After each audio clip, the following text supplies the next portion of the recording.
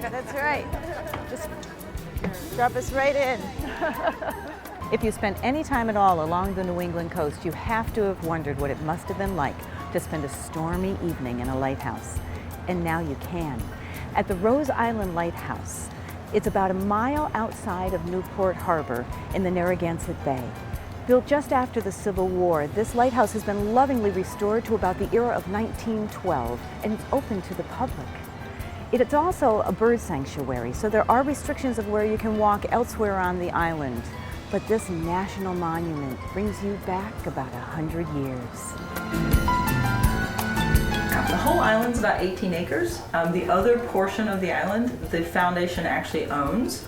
We've owned it since 1999. We manage it as a wildlife refuge. Rose Island happens to be one of 5 places in Narragansett Bay where wading birds will nest.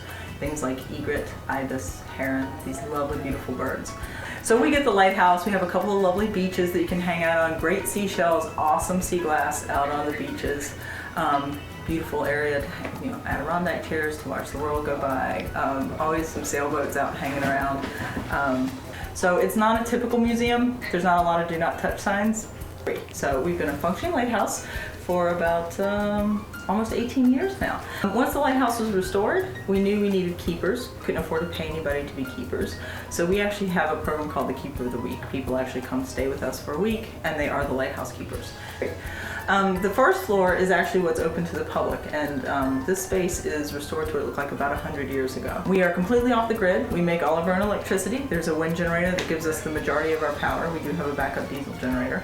And all of our water use, almost all of our water use, we rely on rainwater. So we have 3 cisterns on the island that give us the water for everything: washing dishes, flushing the toilets, watering the flowers. And so this space is open from 10 to 4. We are open to the public July 1st through Labor Day, and weekends up until that point. There are actually 2 bedrooms that are part of the museum space, and we rent those out by the night. So people can actually come. The folks that are out here now are spending the night in the museum. They can spend the night in the museum.